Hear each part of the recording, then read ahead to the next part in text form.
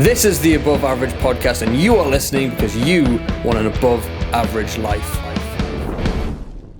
Hello everyone, and welcome back to the Above Average Podcast, the podcast where we talk to above average people about their above average lives. Now, I am very excited to have my guest on today. He's been on my radar for such a long time, and we finally got him, ladies and gentlemen. So he was the host of the BBC Radio Newcastle Breakfast Show for over a decade, as well as a superb stand-up comedian and impressionist, TEDx speaker, and communication master. And we're honoured to have him on the show today. Please welcome the fabulous Alfie Joey at the show. How are you, mate? At last. Here we go. I'm looking forward to this. You know what? I've heard your name so many times from... Well, shout out to Emma Foley, first of all. Yes. She was the one that put me onto you originally, and she's been talking about you for probably 6 years. Oh, me. yeah. So, yeah. And obviously I didn't have the show back then, but I'm glad we finally made this happen, mate. Yeah. So I've been dying to ask this since we spoke on the phone, because I know you spoke about this in a lot of your speeches, but when you're a kid, most little boys dream of being cowboys, they dream of being policemen, firemen, astronauts. Yes. In my case, it was Legolas from Lord of the Rings. But when did wanting to become a priest, when did that slide into your mentality? Well, Mrs. Darby, my school teacher, who's recently died, she said, write down in your book, draw what you want to be when you grow up. Mm-hmm. And I've been in her class 6 or 7. And I drew a Catholic priest and a soldier. So one of the two. Okay. And it was the priest one that never went away. I don't know where it came from. My dad wasn't a church goer. He was Catholic, but he never went to church. My mum wasn't Catholic. Mm-hmm.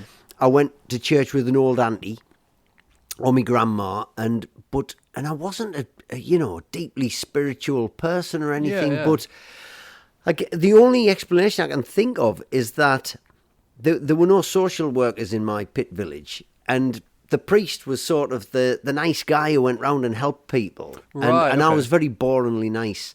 It's so annoying. You're a lovely bloke, even now. now. I annoy myself. And I would do paper rounds and knock on old people's windows and go, do you want some shopping and stuff like that from a young age? And I guess the priest was the closest to that kind of job. And there's a bit of showbiz involved. Yeah. Because the priest has an audience, congregation, gets dressed up, the lights on him. I'm just picturing you as, you've seen the Blues Brothers, right? I'm Yes. just picturing the James Brown. Well, praise the Lord! That's how I'm imagining you now. Well, I remember, fast forward to when I was trained to be a priest, and I can remember in Hortley Spring, not too far from here, there was a priest who I did a placement with who said, you're going to have to give a sermon. So I did my first sermon, and I filled it with jokes. I remember I was saying Father O'Gorman, he loves golf. He only wears one glove because on some days it might rain, on the other hand it might not, blah, blah, blah. And people were laughing.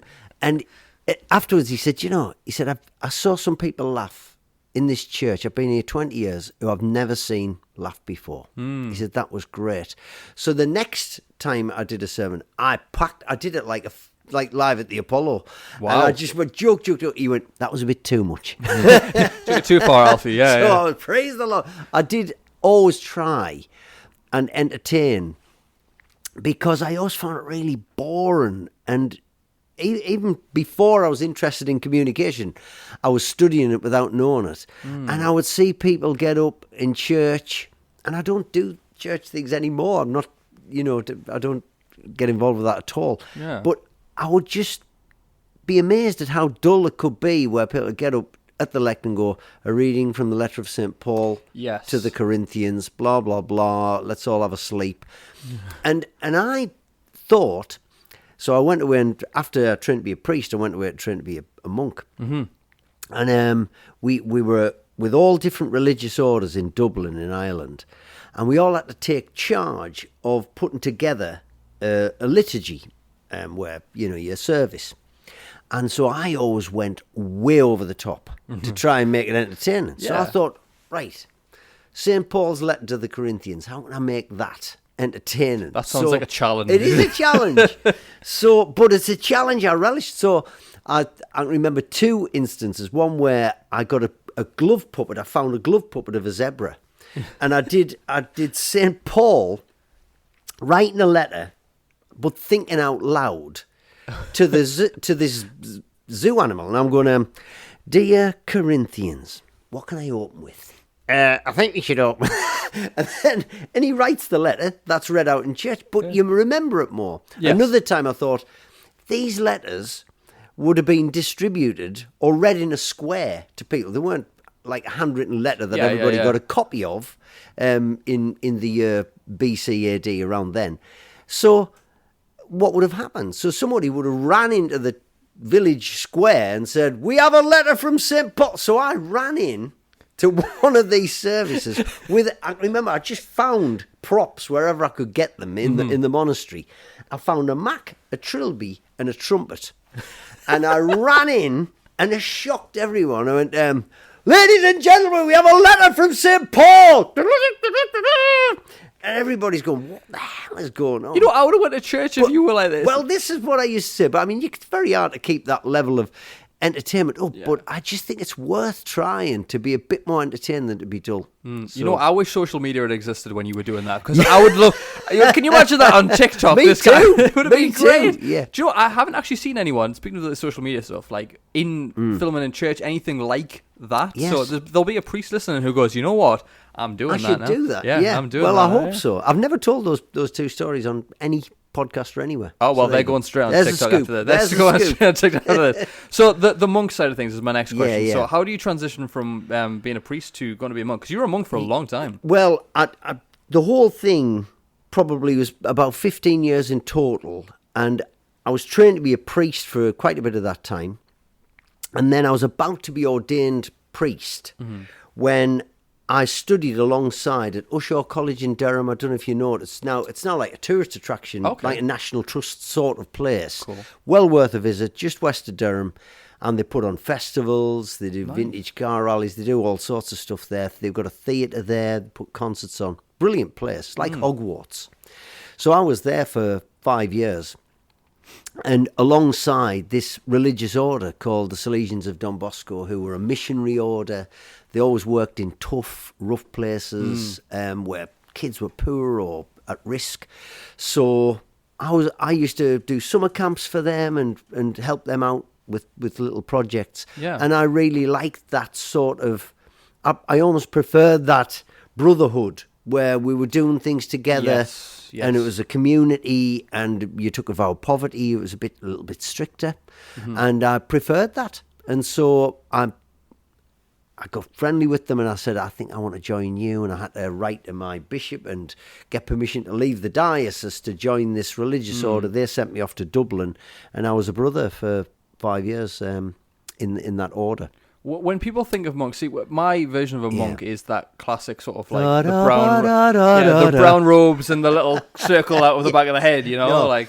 Well, some are. So there's lots of different orders, and they've all got different sort of specialities. So some are teaching orders, some are praying orders. I went one summer I spent with, I think there were Cistercians where they take a vow of silence, and they certainly didn't allow many people up to the monastery. So I spent a summer on this island called Caldy Island, where the monks make perfume, chocolate, and ice cream. Is that my kind of monks? Yeah, they were great. It was delicious. And we went and worked there, and we served in the shop, and it was a tourist attraction. Yeah. But I don't think women were allowed up to visit the monastery. It's very strict. You never heard the monks talk, and they were very quiet. So that's one order. Then you might get, well, our order was just that we weren't in sort of robes and all that sort of stuff. We were just, most of us just had sort of second-hand jumpers and stuff like that. Oh, so you're pretty casual monks. Very casual. Casual yeah, monks, action yeah. monks. We were action monks. So we ran out and we were school chaplains, ran youth clubs, youth centres, soup kitchens, whatever would help the community, really. And very much immersed in the parish or the community, but always sort of doing good at their level, always very grounded. It's like a selfless good, isn't it? Yeah, It's like it was brilliant and very rewarding, you know. yeah. And people say, "Oh, you took a vow of poverty and you weren't allowed money, you didn't have money, you didn't have a bank account." But in a way, that sort of frees you because you never worried about bills. Yeah. So, but also at the same time, you couldn't go out and buy a a CD or. Well, there's got to be a sacrifice somewhere, I suppose. But So, I feel like if you love what you do, you would handle them. Like, I'm sure that didn't bother you so much. No, not at all. And I'm still not very materialistic. And anyone who knows me will tell you how terrible I am with money or finance. That's not my area of care. I just don't pay attention to it. I just I usually just work hard and hopefully enough work comes in. Yeah, it's funny when you say what the brotherhood side of things though, because like I mean this isn't in my questions, but it's just interesting that I love this idea of brotherhood, and I've tried, for lack of a better pun, religiously to create that around myself of a brotherhood where I've got like even just WhatsApp group chats of guys where we go out and stuff like that. But I feel like it's very much lacking. But I also feel like there's obviously what called to you with that brotherhood is. There's an appeal to that, I think, especially as a man. I can't speak for women, obviously, but I know like women tend to be more social than men. But I feel like there is a definite call for men to be more of a brotherhood now. I'm looking at these brilliant books you're surrounded by, and there's so many healthy messages in some of them. And one of the messages that I've picked up in more than one of these books is surround yourself by really good people, and you are the average of the 5 people you spend the most time with. Yeah, and I think that is a brotherhood or a sisterhood of quality friends, and you find out who helps you and who is guiding you in the right way in that way. I think absolutely. I mean, I've got a friend. He was the first guy I think I had on this podcast when it became the Above Average podcast, and shout out to Carl Stacey. But sometimes we'll go like a week or two without speaking, and then one of us will just drop the class, just love you as a text. It's like, bro, you know what I mean? But it always comes at the right time. It's brilliant. It's such a nice little thing.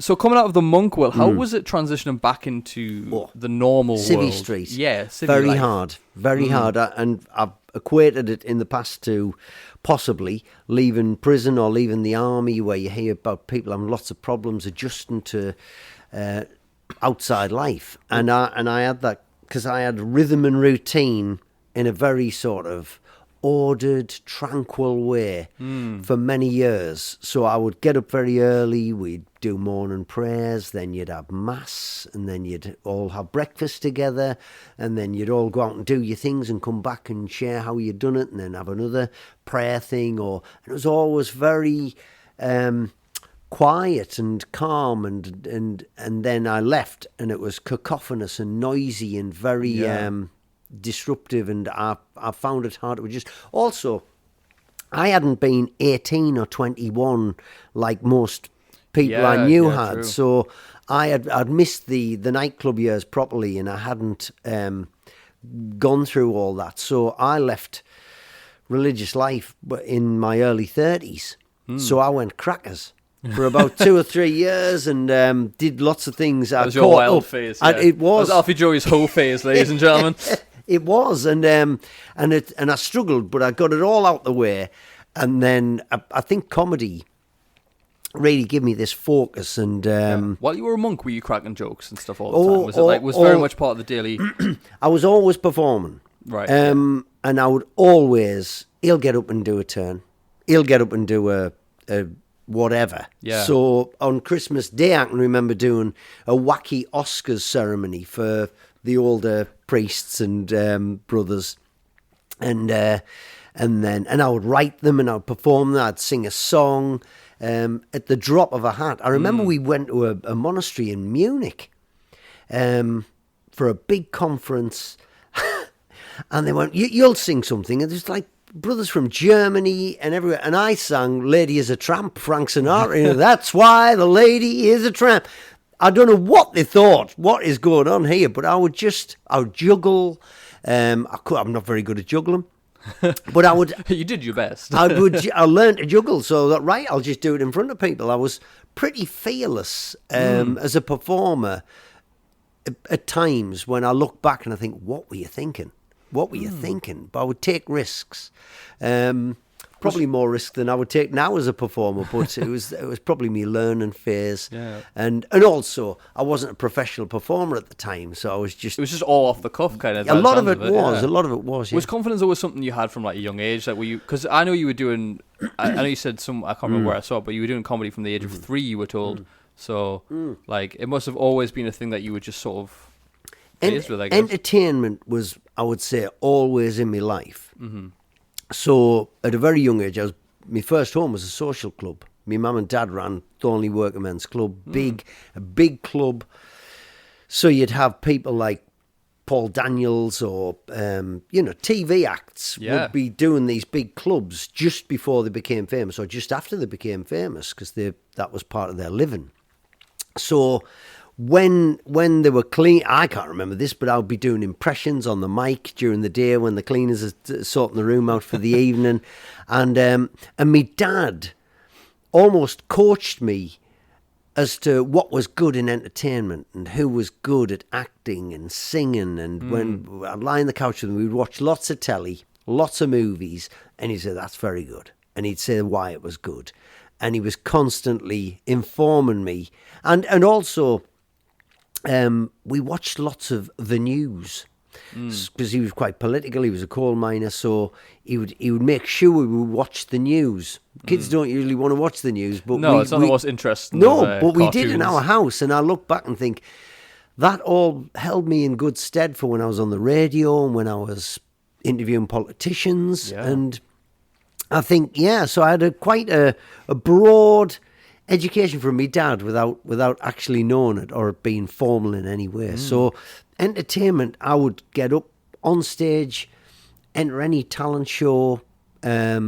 I just wanted a fancy dress competition, anything that was on in school, I would go for it. Yeah. You were just the go-to guy yes, for it. Yeah. Were you ever, like, obviously, I love to talk about people's childhoods, and I've left a lot of that out because there's so much to go through with you, mate. You were very interesting, man. I think we might need to go over the 2-hour mark, yeah. But, obviously, in school, a lot of people that I've had on were sort of bullied and they had the piss taken out of them. Did you find that when you were doing all this when you were younger, or? I think I was beyond being bullied because I was too... It's almost like it's pointless you bullying were untouchable. him. God's already given him a hard hand. I had like untidy carrot-coloured hair, freckles, national health glasses. It was just, we'll move on to somebody who's worth bullying. And I wouldn't say I was the class clown, but I was always quite friendly. But I would just always try and entertain people in any way I could. Yeah. I would learn jokes. I would learn impressions. I would always try and sort of develop those kind of skills without knowing they were skills. Interesting, man. So, in terms of the impressions side of things, so there's one that I need to request that you do for me. I hope that's okay. I know you mentioned that your voice is a little bit croaky there. It from is, last night, yeah. I did a gig last night. Yeah. So, what impressions that you do that always go down well? Like, what's your favourite ones, first of all, that you do? My favourite ones are the ones hardly anyone else does. So, I used to do, for instance, I can remember doing, when he was big, he's old now, but Michael Douglas, for instance. Okay. Nobody did Michael Douglas. Yeah. So I'd do Michael Douglas. And then Barack Obama would be another example. Most people did George Bush. Everybody does Donald Trump. But very few people, I would say, do a really good Barack Obama. So I was really happy when I learned how to do a good Barack Obama. Do it! Okay. So I watched lots of YouTube videos, and I was in America when he was elected. I was over there, nice, and there was this big screen in Times Square, and it was absolutely electric. There were kids running about with T-shirts saying, "My guy is black. My president is black." Yeah. And you would not get that imagine in this country. I love Liz Truss. You would be bullied. So I watched all of that campaign, all of that build-up, and he was just such an electric performer. And then I realised why people didn't do him as an impression, because he doesn't do much. He's such a cool statesman. So it's very slow. So he'll do one word, leave a big gap. So it'll be like, we need change. But he held a pause. Yeah. He stared the audience out. You couldn't It's power tell it there, was isn't power. It was pace and it was poignancy. But he was And- also funny as Yes, well. You yeah. had a very good sense of humour. And he's good off script, and he's good. I don't know if you've seen Comedians in Cars Getting Coffee, where Jerry No, I haven't Seinfeld. It's a great series. It's on Netflix. So Seinfeld drives around with comedians in vintage cars, and they go and have a coffee. That's it. But one of the episodes, he goes to the White House and gets in the president's limo, and they go and have a coffee. That's And class. it's, I'll have but to he's watch that, so yeah. at ease. He's so comfortable. He's been on Mark Maron's podcast, which was recorded in Mark Maron's garage, and there's the better episode, better than the Obama episode, is the episode about how they put that podcast together, because they had to get a SWAT team in, they had to Security, check yeah, of security, course, they had yeah. to sweep the garage and Your check. Alfie Joey's bodyguards are over there, you know, just in case I say anything off Back camera. off, lads! Back off! I'm all You can safe with put that. that shotgun down, guys. It's okay. Yeah, so I would do impressions of sort of world leaders. I was doing presidents when I was a kid, and people from the news. I suppose when I was a kid, the biggest impressionist was a guy called Mike Yarwood. There was only one impressionist when I was growing up. So you would do his impressions of the people impression, rather yeah. than the actual... Impressions of impressions, Yeah, you yeah, wouldn't yeah. go to the source. You go to his impression and do him, because he invented catchphrases for them that they hadn't even said, and everybody did them. My in the favourite of paper. yours was Joe Pesci. Can you Oh still yeah, do that? yeah. Now, Joe Pesci, obviously, you might know him from the gangster world. If you don't know him from the gangster world, you know him from Home Alone. And hey, funny guy, what? Like I'm a clown here to amuse you, and then you go off and you swear. Come and see me in a comedy club. I do the full thing, and I sometimes do them. So I think they work well if you take them out of context. So I do them in a comedy club. I'll do them reading. He's got grandkids reading his grandkids' stories. Once upon a time, there were 3 fucking bears. How do you like that? Daddy fucking bear, mother bear, baby bear. You, where's the porridge? But he's sort of, he's got that sort of, I'd say he's an easier impression to do. An iconic voice. He's an iconic voice, but it's not far away from Bugs Bunny. So, yeah, what's up, Doc? Nah. I knew I should have turned left at Albuquerque. Hey, listen, funny guy. It's very close as a squeaky This sort is of the rest voice. of the show, guys. This is Alfie doing impressions of With a bad voice. of Looney Tunes. You did. I've heard you sing. Oh, I loved Looney Tunes. Daffy Duck singing the Beatles is Yes, another one I was that's- going to request. Yes, I've done Daffy Duck for years. I did all of them, Foghorn Leghorn, well, I say, boy. People won't remember these, but Daffy Duck, I think, is... What I loved about Bugs Bunny, Looney Tunes, they were like The Simpsons. They worked on 2 very different levels of pantomime where parents are laughing Yeah. and kids are laughing. And that didn't really happen with sort of Mickey Mouse and Donald Duck. That was all just very sweet and purely for children. Yes. There's Yeah, nothing in it for adults. Whereas Bugs Bunny would just put a trilby on and do like a Humphrey Bogart impression, where kids wouldn't have got that, but parents adults did. yeah. Or, I know I should have turned left at Albuquerque is just a reference. Kids wouldn't have a clue what that is, but it's very much the family could watch it and laugh Yeah. at 2 totally different levels. And Daffy Duck was just, to me, gut-bustingly funny. I remember it's so subtle, the comedy, I think, and so clever and wise guy. It's got so much in it. There was one cartoon he did, which was Duck Dodgers in the 25th century, where he tried to take off and it's going, and it doesn't take off, and he looks at the camera and says, "Have the silly thing in reverse." That's so funny. And if you wrote that in a script, you go, will that get a laugh? Is that funny? And when I watched that, I just thought, that's one of the funniest things I've ever seen in cartoon. Brilliant. Honestly, I could just do impressions all day. I love it, man. I used to love my favorite comedy nights were always impressionists or one-liners. Love one-liners. that's My amazing. first act was one-liners. So when I'm not going to ask you to do one because I'll tell you the very first routine I did.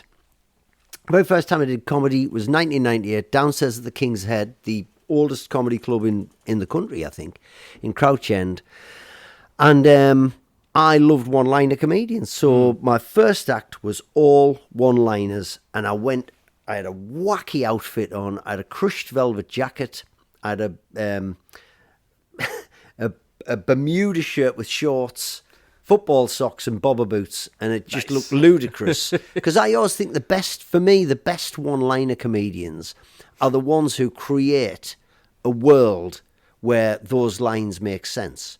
So for me, Tim Vine and Milton Jones. I was just thinking of him with the wild hair. Weird. They're both weird, and they both tell you those lines as if they could be true. Whereas I think some others where they're sort of knowingly laughing or they're just telling you them. I love Stuart Francis's because he's otherworldly and he can't quite work out why you're laughing. So I tried to do that with Steve Martin. For me, was just his original stand-up was very much non-joined up, wacky, beyond. I suppose that he was my biggest influence when I did my very first act, was to do nutty one-liners. So my very first joke was, now this is going to sound ridiculous, and it just went off from one after another. I had props in my pockets, and but very shortly, the next night I was asked to compare. So it's very difficult. It went down well. Well, yeah, I was very honoured that I was asked to compare for my second gig, but I realised very quickly that it's very hard to compare and do one-liners. So I would come on, do some one-liners, and they go, "Here's your next act." I also realised it's very difficult to be a guest on radio shows and stuff like that and do one-liners. Yeah, you've got to park them. You've got to park them. Whereas I thought if I host a lot and I compare a lot, I'll have to drop the one-liners and just be a bit more me, and then it won't be as much a jolt when I'm a guest. Yeah, that makes sense. So one of my favourite comedians at the minute is a guy called Matt Reed, who I was fortunate enough to have him on the show. Yeah, and one of the things about Matt is his compare skills are unrivaled. Like, he's on fire at the minute. He's so good. But I think one of my favourite things, I've seen him too many times. It's almost embarrassing. Yeah. But one of my favorite jokes that he does is obviously you ask the crowd what they do for work. And one of my favorite things is, sorry Matt if I'm giving the game away, but whenever there's a police officer in, I know what's coming. I've seen him do this like 3 or 4 times, right? So they'll be like, "Oh, I'm a cop," and he's like, "Oh, racist, I bullied at school," and it's just it goes down so well, and I'm just like, it's just so brilliant. But it's just I just love people who are quick-witted. It's always been a favorite of mine. He's as good as there is, I would say, at the minute. I think, and you do see. I saw Matt when he was a lad, really. He was in a double act with it was Matt and Farron. Farron played the guitar, and I loved them. I thought they were absolutely brilliant. And then I was really sad when they split up, and I thought, I wonder what will become of them. And then I've just seen Matt grow and get better and get funnier. And now he does the Tyne Theatre every year and gets a brilliant following, and rightly so, because he's just on form. I think he's doing the Tyne Theatre soon. So guys, if you want to check out Matt Reed's episode, obviously go check it out. But please go and see a show. It's amazing. I think it's tonight. Oh, is it? Oh, is it tonight? I think it is. Damn. Well, you missed it. If you went, I hope it was good. So in terms of like going from being a monk to getting on the radio is such a leap. Right? And I know we've jumped around a little bit, but obviously they approached you to go on the radio, which is something that I think stands out a lot in this story. Well, I think my career is just a series of happy accidents of just being in the right place, but also not stopping working. Just graft, say yes to anything. And so when I was living in Manchester, I ended up doing lots of guest shots on other people's radio shows. Yeah. I was doing a podcast in 2007. Unheard of. Nobody knew what one was. I said, I'm doing a podcast. What's that? Don't know what it is. That's not going to come off. I wish I kept it going. You know, people don't even know where the name comes from now. Go on. Well, obviously it was the iPods, wasn't it? So and it was broadcast, so it was a pod. Because everyone had iPod. It was the iPods back then. iTunes was the leading one. So and now no one knows where it comes from. For doing it, I didn't get paid, but they gave me an iPod. There you go. There you go. All these years later, finally. It's all tied up together. So I was regularly being asked, and quite a few other comedians were, because they're handy to fill time. Could you come in and review the papers on my show? Could you come in on a late night show and we'll chat about anything? Because it just runs the clock down in an entertaining way. Yeah. And after that, someone said, will you go and fill in for this guy on Sheffield? And so I did a couple of days of that. And then my very good friend Justin Moorhouse, who was in Phoenix Nights, was quite a big radio name in the Manchester area. But the guy who'd nurtured him and put him on the radio was in charge of BBC Newcastle. And he phoned Justin up. He said, do you know any comedians from the Northeast who might fill in an afternoon slot, light, sort of comedy, interviewing celebrities and playing music? And he said, Alfie. And that was it.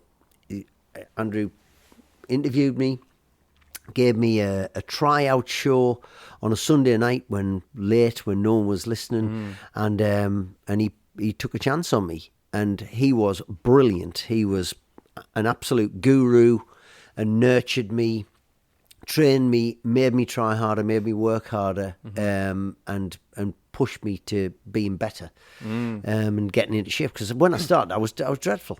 I was dreadful. Like you should be at the beginning of anything. And I always say this about when I'm doing training for people in public speaking or podcasts. If your podcast sounds the same, episode 20 from episode 1, you're doing something wrong. It should sound better. It should sound better. I heard Bob Mortimer talking about he won an award for Atletico Mints recently, and he said, please don't go back and listen to the first episodes. And I would say the same, but I would never go back and listen to my first radio shows because that was so bad. So bad. You've got to be lousy before you can get good. Well, my first episode was just recorded with terrible angles and just straight up from the side. You couldn't even see my eyes, I don't think. And it was just a test run. I didn't even have an intro or anything. And it was just like, and then gradually I got better. I got a table. Well, this table's new. So this sort of the last 6 episodes I've done. I had to go and get this from some random estate, like you know those estates where you bring bodyguards.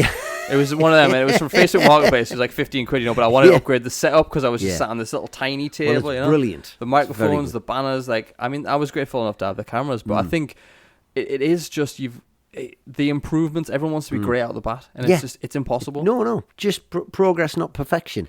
You'll never get perfection. Just keep aiming for it, and you'll gradually might get closer or nearer to where you want to be. But people always say they want to get put on. They're waiting for an opportunity or something. What you said about being in the right place at the right time, you've also got to be the right person, and I think that comes with the level of commitment that you put towards the work. Like, are you actively seeking out opportunities, or are you just waiting for something to come along? Because you've either got to. For me, this is what I do now, but I've had 8 years in the past of doing videos that went nowhere. But I couldn't have done this without those 8 years beforehand. And people forget, like, you've got to build that skill set up. Like, you're not going to get it right off the bat. Particularly in the arts in general, I get frustrated with mates who will say, I sent a script to the BBC, they haven't sent it back. I'm thinking, do you know how many scripts get sent to the BBC? Jack D's sent one in this week, probably, and his will be at the bottom of a pile because everybody's going to go to Amazon, go to Netflix, go to Apple, go to everywhere. Send your script in another form to Reader's Digest to see if they put it in an article form. It's just waiting for something to happen will not happen. You've got to just, almost like shooting buckshot, you've got to make your targets wider and just not stop, not wait for one thing to come off. You've got to just keep trying lots of things and see which one lands. 100%. Are you familiar with the motivational speaker Les Brown? No. Tell me more. I love He has an interesting story actually to do with radio as well. So he wanted to be, he calls it a disc jockey because that's what, for those who don't know, that's what DJ stands for. And he was like, he went to his local radio station. Is he American? Yes. He is, Brilliant. Then he was like, have you got any jobs available? And they were like, no. Have you got any radio experience? No, but I can try my best. And they're like, no, I've got nothing for you. And he's like, no problem, I'll come back tomorrow. And he's like, he's got this accent, it's great, I can't really do it very well. But he's like, he comes back the next day, he knocks on, any more jobs? And they're like, no, I've got no jobs. And he's like, cool, I'll come back tomorrow. And he keeps knocking on the door every day. And eventually he's like, can you get coffee? He's like, how do you take it? And he goes and gets them coffee, right? And then eventually he like gets in there, he brings them coffee every day, and they're like, oh, we need you to pick up someone from the airport. And he had no driving license, but he acted like he had one, you know? Yeah. And he goes and picks up people from the airport in the company car, and then eventually he says there was one of the disc jockeys got too drunk on air. And the manager of the studio said, Les, we need you to like take over the controls. Don't say anything on the mic, but take over the controls. We need to get him off and get a replacement in. And he's like, can you ring around and get another DJ? And he's like, absolutely. Didn't ring a single soul. Where he was like, this is my moment. Here I am. He says, I rang my mom. And I says, I'm about to come on the air. So he takes over, you know, and takes over the mic. And obviously he wasn't supposed to, but he took that risk and it paid off. Brilliant. He's DJ for years. Brilliant. You know, and it's just like that level of knocking on the door repeatedly. That is how I became a comedian. So very old school, because it was over 25 years ago. I had an exercise book. I was lodging in someone's house, but I had access to their telephone, and I would phone the Comedian's Bible at the time. Certainly in London was Time Out magazine, because I had all the phone numbers of all the comedy clubs, and I just systematically phoned everyone, and I would phone them up and I would say, I've just done the Comedy Cafe competition. I won last Wednesday. Could I come and do your club? I'd love to do 5 minutes for free, all for free. And leaving messages. I would say, if I don't hear from you, I'll call you back next week. And I would phone them back next week. Hello, I'll call you on March the 7th. I'm just wondering if you've got that 5 minutes. This is what I've done in the last week. I'll call you again next week. So they either knew I was not going to stop till they gave me a spot or told me to go away. Yeah. And, you know, most of them said, all right, for God's sake, come and do your 5 minutes. And by the end of that process, hammering it for weeks and months, I was practically on tour doing open mic. Nice. And I remember one month I had 30 gigs. That's practically a gig a day. Yeah. And that was from that method, from that system. And I tell people this, and they don't want to hear it. They don't want to put in that kind of work. Well, I'm beyond that. I don't want to do that. Yeah. I want them to come to me. It doesn't happen. It very rarely happens that way. But if you prove you're dedicated, people see that. People can smell it, and they like people who work hard. Yeah. And I met lots of comedians who were funnier than people off the telly, but the ones who grafted really hard, nobody worked hard. When I was coming through, nobody worked harder than Jimmy Carr. Yeah. And quite a few comedians resented that and moaned about him and all that. And I went, you can't knock that. No. You can't knock that. I know he'd come from a business career, and he had a nice car and stuff like that, but he would go around and do umpteen gigs a night. He was crafting constantly. He had a clipboard. He'd be rewriting material. He was just so dedicated. He's excellent. I still love him. It's funny, right? Because most people will go around like, you've got to be dedicated to the thing and just not take no for an answer. Like most people are just like, oh, well, no one answered. Yeah. You've got to be like, yeah. You know what I mean, you've got to be banging on that door repeatedly. Well, I drew this subset of what makes a successful comedian. And I drew 3 circles overlapping. And one, I would say, was sort of some kind of charisma or X factor or something about you that stands out. Yeah. But you may have developed it. The other one is hard work and graft. And the other one, I would say, is networking. And that is the circle that I would say most comedians struggle with. I certainly did. I would watch someone like Jimmy Carr at the Edinburgh Festival walking through the Pleasance Courtyard. It's like watching James Bond walk through a casino and hey, and just chatting to people who were important. And I can't ever do that. And that's sometimes where an agent comes in, and they can do that bit for you. But I'm finding now in my new life as a keynote speaker, I'm getting better at that now. And I thought, I made that mistake in comedy. I wasn't very good at that bit in comedy. I'm going to be better at that bit now. And I'm going to chat to people and ask people for help and try and meet and connect with the right people. I use LinkedIn and all the things that I might have frowned on or felt uneasy with when I was getting on the comedy ladder. Now getting into the public speaking world, I'm going for it. It's quite a different attitude. We're going to jump to that as well. But I just have a quick one for you. What was the worst or yeah, what was the worst interview you've done on the radio? On the radio? Oh, I thought you were going to. I thought you were going to say what was the worst comedy gig. We'd be here for months because you've got to go through so many bad gigs on the radio. I can remember quite a few disappointing interviews that I was excited about and really wanted to go well. I interviewed one of the Spice Girls, and it was my favourite Spice Girl. Who's your favourite Spice Girl? Jerry Halliwell, Ginger Spice, and she just was bored and really? Yeah, and she was eating chicken. I can remember because it was down the line. It was a down the line interview, and I said, "Are you eating?" Because she's talking, but she had like a and she went. Yeah, I said, well, if you want to take a break and just eat, no, carry on. It's just, it's that sort of dismissive and... Is she not your favourite Spice Girl she's anymore? She's my least favourite Spice Girl. I haven't spoken to her since. This is not going to bother her at all. But, I get that sometimes she was selling a kid's book or something, and so they've got about 70 interviews in a day, so they get a bit bored.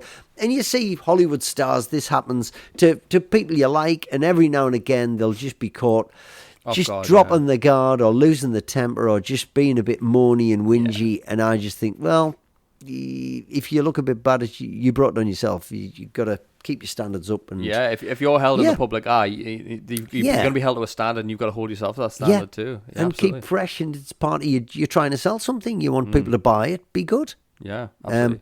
Colin Firth, Oscar winner. Really excited about interviewing him. He sounded bored. And, he didn't know who I was. Voice, actually, to be fair. Possibly. I feel like that's just him. Well, he picked up when he realised I'd done my research. And also, when they've done 70 of these, I will say that a lot of the people who will have interviewed them would have been rubbish and wouldn't have put the care in that some other people that I would have.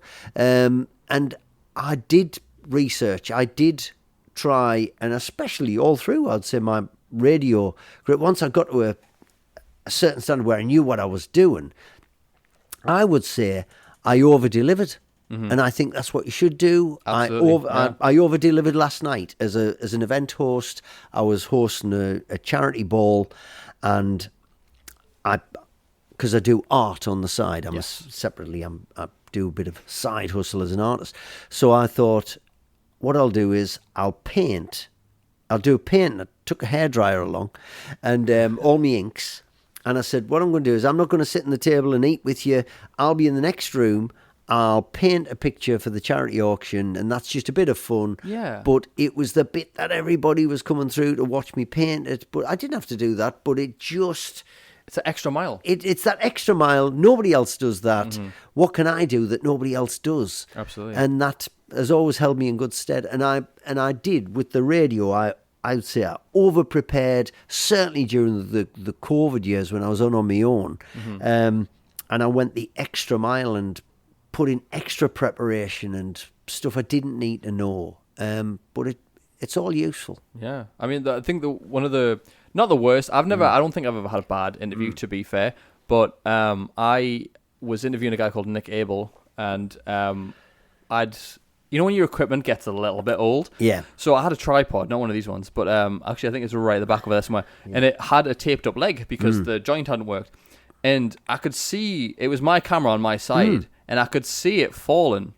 Right? Just drooping slowly. So I'm like going to Nick, like keep talking, and I'm like squeezing this tape, and it was only the little table, so the camera's right here, like pointing directly at me.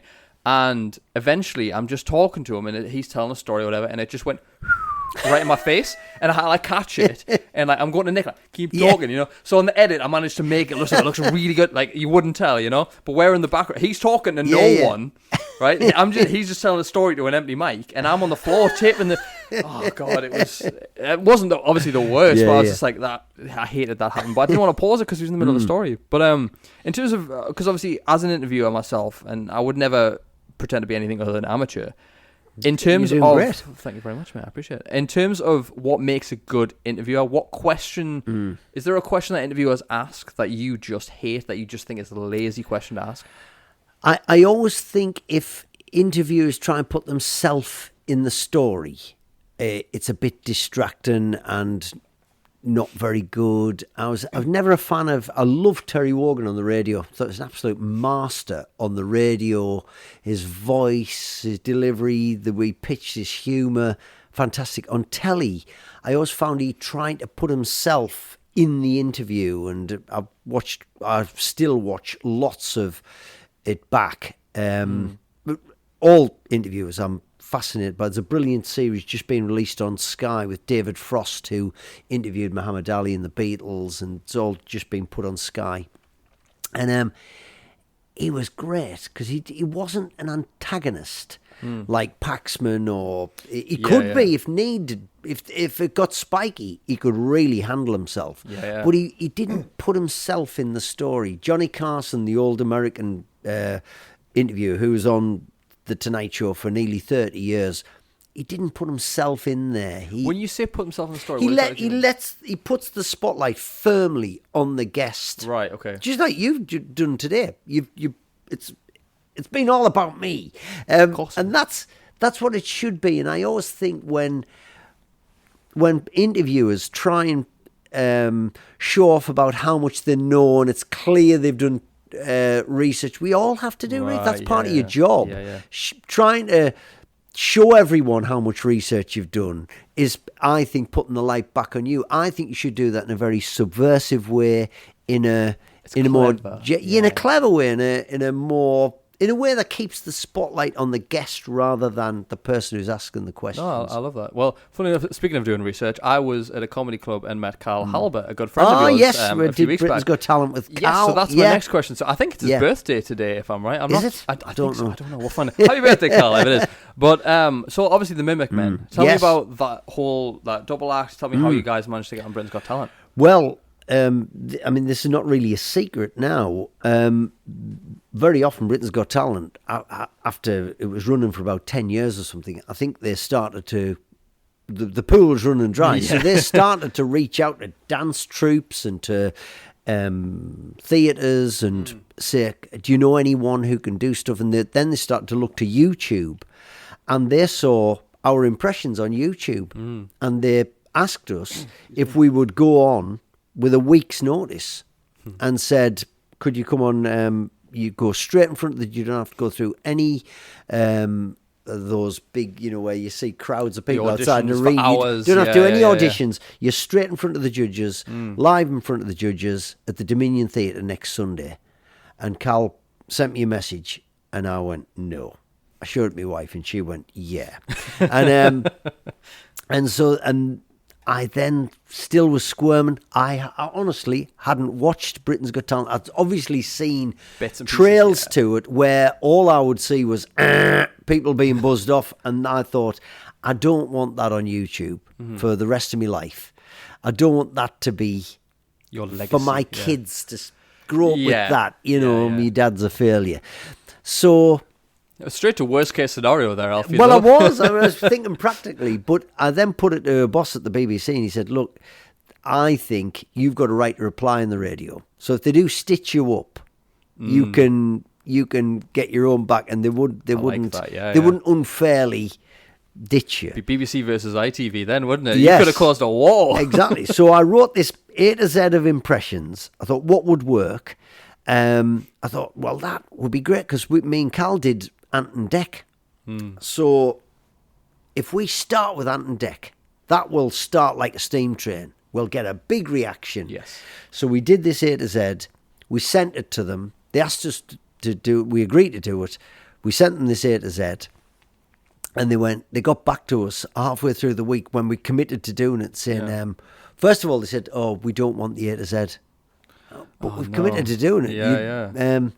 So I wrote another sketch about Bruce Forsyth inviting guests round. I did an excellent Brucey. Nice to see you, nice. Anyway, he was big at the time, or he was alive at the time. And so we did this sketch, and then they went, oh, actually, can you go back and do the A to Z? We'd like that, but not with Ant and Dec at the beginning. Did they give a reason why? Or? Well, we found out subsequently there were two other impressionists who'd gone through and they'd done Ant and Dec. They didn't want to repeat. So that was understandable. However, that was our calling card for it to be in a guaranteed surefire winner from the beginning. Yeah, yeah. It would have bought you a bit of time.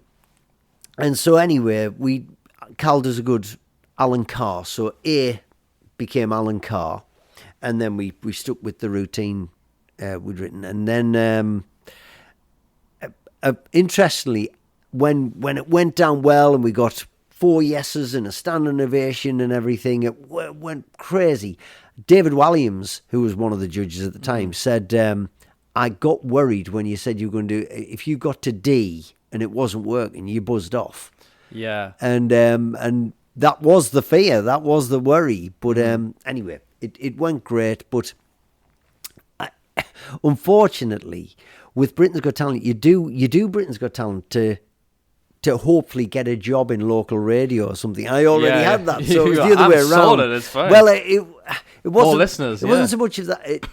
A lot of people who do Britain's Got Talent then use it to go on to cruise ships or to do corporate stuff. Yeah. And immediately after it does work that way, because as soon as we did it, Cal and myself were asked to go down to this massive hotel in Wales, and we headlined a lineup of Britain's Got Talent acts who I didn't know. Cal loves Britain's Got Talent. So he was going, those were singing waiters in Series 3, Episode 4. Those were the Grandad Choir, and then these are the Stormtroopers or whatever. So I remember the Stormtroopers, actually. Yeah, yes. That's the Stormtroopers, yeah. And so we did that, a big corporate thing for Santander. Then we ended up doing a gig shortly after for Ant and Dec in the Hilton in Gateshead for a charity thing with everywhere you looked there were celebrities on every table, and it was quite that was more nerve-wracking than doing Britain's Got Talent. You know, it was harder as well because it was just all these people were drunk and we didn't go on after 11 o'clock at night. So, but it was a taste of what we could have done. But I felt more sorry for Cal because I wasn't in a position to go off and do that because I was anchored to the Northeast with the old radio show. So we had that big rush, that big high, and then and it goes away, you know. But it's a great experience. All I wanted was a good YouTube clip, and we got it. Yeah, I was 100%. I went and watched it, and I was like, I love this. I was thinking about it when I watched it. I was like, because I used to watch it every Saturday with my family and stuff. And I'm like, I wonder if I watched that back then. Yeah, and it's just like I love weird things. Like that. I watched you on the telly when I was a kid, and now possibly, yeah. But I didn't watch it myself. Yeah. So I was doing comedy that night, and I've done quite a bit of TV warm-up work and been in a couple of sitcoms, and I knew the mechanics of how these things work. Yeah. And I said, the producers had said, you're going to be on this weekend. Now, I know that can mean blink and miss it, or we'll drop you at the last minute. So I was doing the Stand Comedy Club, underground in the cellar, no reception on my phone, so I didn't know how much or how little they'd used. And we were practically, I think they used about 40 minutes of us. You know, they did a full follow through the whole episode, climaxing with the performance. And they pitted us against, there was another woman who was doing impressions, and she got buzzed off and I remember on the night, was furious, really upset and angry. And so they paralleled us with her. Mm-hmm. So it was a bit of a tussle thing. But I never watched it. I came out of the stand, my phone went bananas. Crazy. I was on Coronation Street. That was the other time it happened. Yeah. When people who you've not heard from for years, you forget how big these sort of shows. When you do something big, though, people want to get in on it, though, don't they? I always knew he would do well. It probably wouldn't be as big now because I think there's so much other stuff to consume. So we were on probably just before, I would say, Apple TV and Amazon TV and everything. So many more people watched it than they would now. You had to tune in live. Yeah. And so I came out the stand, my phone was on fire. And I said, God, I haven't seen it yet. That was incredible. And it went crazy. So that was our little 15 minutes of fame. And I remember us going back down to London And a white van man pulled over and went, "The Mimic Man, all right, lads," and had a chat, and thinking, flipping heck, this does go further than you realise. Yeah, that's a lot of eyes on you. But yeah. speaking of a lot of eyes on you, one thing we talked about on the phone last week was nerves. So the experiences of you being on Coronation Street or Britain's Got Talent it's a terrifying thought because you've got all these eyes on you. So obviously you've been entertaining for years before this. So how do you handle nerves now? Because obviously a lot of the work you do on stage, which we will get into, I promise, but how do you handle the nervousness when it comes to the performance side of things? Like, what's your expertise in that? Well, any kind of TV I've done, I've found it doesn't half play with your adrenaline. Yes. Your adrenaline goes, it's very different to theatre or radio, because theatre and radio and public speaking are much more immediate. You build up, you know what time you start, and you start then. Stand-up comedy, you start then, so you get ready, you get nervous, and everything happens in a sort of with a rhythm, and then you start, and you can do your preparation or your nerve techniques, which I'll tell you about in a second. With TV, it's very different. So I was in a sitcom called Ideal for about 7 years. And the same with Britain's Got Talent experience. You never know when you're going on. So you think you're ready, and you get yourself ready, and you're prepared to be ready, and they'll go, "Okay, cut. Can we just take a break there? We're going to get the sound guys in to have a look. We're just going to have a look." Roller coaster. Oh, it's up and down, and you're never quite ready, and you never quite know, and the light bulb's just gone. And with Britain's Got Talent, me and Cal were all ready. We were told we'd be on the afternoon show, and then they bumped us to the evening show without, us properly knowing what was going on. So by the time we ended up going on, I don't think we were nervous anymore, because it was like, he was exhausted. When are we going on? And it was like, bang, you just do it then. With other kinds of performance, I get asked always about nerves, always about how do I overcome nerves. And I think it is about accepting that they're good. It's about accepting that it's part of it. And a really good exercise: pick your favourite performer, pick your favourite artist, pick your favourite musician, and I'll bet you any money that there's evidence somewhere of them on YouTube getting nervous before they go on. And I saw a brilliant one recently. I've just started to put this into my little coaching techniques when I do workshops. The Beatles. Most people like the Beatles. I watched that documentary where they did the concert just before they split up on the roof in London. They did a live outside concert on a roof, and everybody's walking past, swinging 60s, looking up, going, "Is that the Beatles?" And very interesting. Just before they're about to do it, John Lennon gets nervous. John Lennon's going, "I don't think we should do this, Paul." And Paul's going, "Well, do you not remember when we used to do Hamburg and we used to get up there and be nervous, but we don't..." And Paul McCartney talks him into doing it. This is the Beatles. This is the Beatles after they've cracked America and played Shea Stadium to tens of thousands of screaming people. If the Beatles can get nervous, we can all get nervous. Yes. It's all right to get nervous. If Barbara Streisand, the icons of the last century, Elvis Presley, Frank Sinatra, got nervous all through their career. It didn't stop. It didn't go away. It just means you care. It just means they cared. I was always sorry to interrupt you. I was always told that nerves is the same chemical release as excitement. It's just all in your mind how you perceive it. Well, that's exactly what I tell people. So I say, I interviewed I trained some lecturers at Sunderland University, and one of them went white at the thought of doing some training with cameras. Now, these are really intelligent people who deliver really quality information to students on difficult subjects that I'd never be able to get my head around. Yeah. And one of them honestly put her hand up and said, "What do you do about imposter syndrome?" I said, "I don't call it a syndrome." I said, "That for a start, I call it healthy, humble excitement." Healthy, humble excitement. It always lands whenever I do workshops. It's the bit people remember. It's the bit I want people to take away. Healthy, humble excitement. Because calling it a syndrome, that means it's like a serious ailment or illness. And it really isn't. It's butterfly. Flip it, turn it on its head, and call it healthy, humble excitement. It just means you care, and it means you're excited, and it means you want to do well. The best cure, I would say, the best cure to make it less sort of insurmountable is preparation. Yes. So if you've done your homework, if you've done your rehearsals, if you're a singer and you know every word, if you're a public speaker and you know that talk upside down, if you're doing Shakespeare and you know that text back to front, upside down, it doesn't half make it a lot easier. 100%. When I have failed, and I have failed, it's when I didn't prepare enough. Yes. And I was rightfully nervous, and I was rightfully an imposter. I didn't belong there because I hadn't prepared.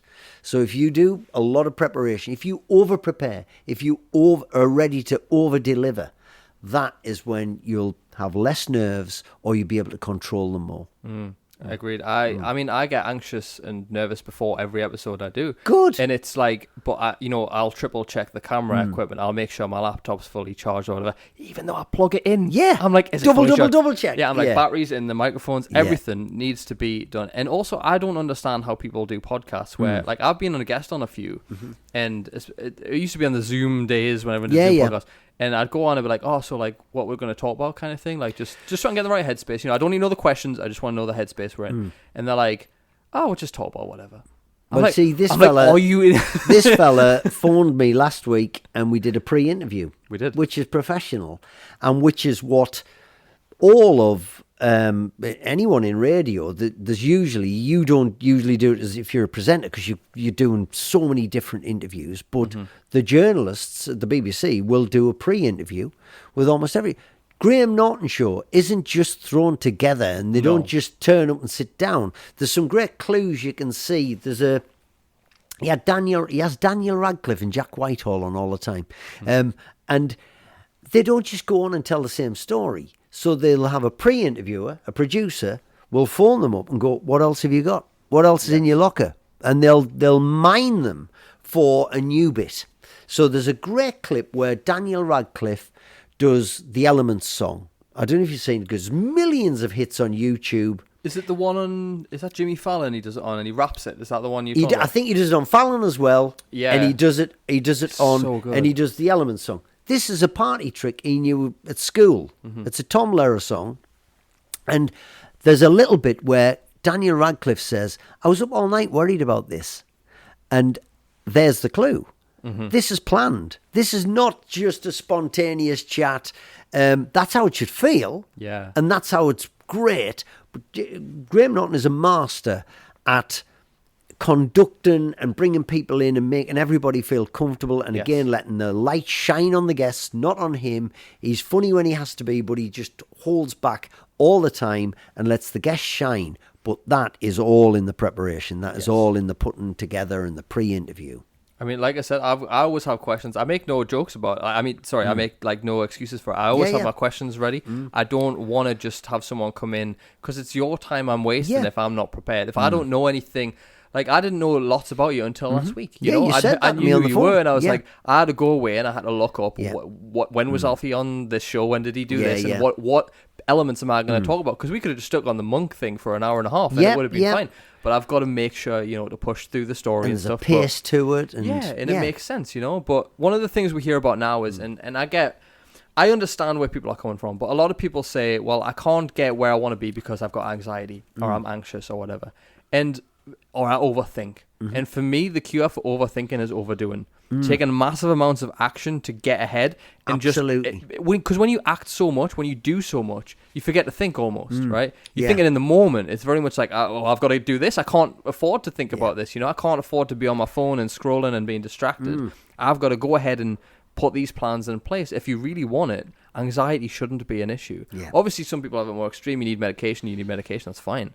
But I think in the world we live in where everyone's an anxious overthinker, I don't personally think other than doing more and trying. Well, it's a choice. It's a choice, isn't it? I had someone who said to me the other day, hope you're not listening, who said to me the other day, oh, you're very good on socials. I get this a lot. You're very you're everywhere. You're on TikTok. You're on LinkedIn. You're very prolific. I just haven't got time to do all of that. How do you find the time to do all that?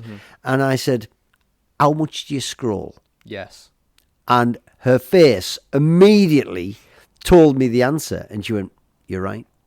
And it's everybody scrolls to it. Do a bit less of that. Yeah. And just do a little bit more of the other. Create more than you consume. Absolutely. And people go, what's... I had a photographer at the gig last night. He said, yeah, I just wish I could do what you do. You just post all that stuff on LinkedIn. I went, you're a photographer. You're a content machine. Yes. You've got more tonight than I could ever wish. You've got clicks and shots and brilliant. There is 5 posts a day for the rest of your life in one event. Exactly. You can't tell me. And the other thing, I'm not very good at tech. Neither am I. I can't fix a broken plug. I am the least tech person. If you can put a picture of your dinner on Facebook, you can do LinkedIn and you can do TikTok. Absolutely. There's absolutely, it's not harder. Even it's now, the though, same. like, people have said to me, how do you do so many clips? Because I post usually a clip a day. Yeah. Right? They're all subtitled, they've all got AI images. And I say it's because when I started, I did it all myself. Now I have some help with it. But we also have some tools like ChatGPT, for example. Or Opus is what we use a lot of, because for those who don't know, if you're a content creator, you might want to use this as well. Tell me. We can, if you have, say, an hour-long video, right? You don't want to spend hours looking for the perfect clip, right, or the perfect hook.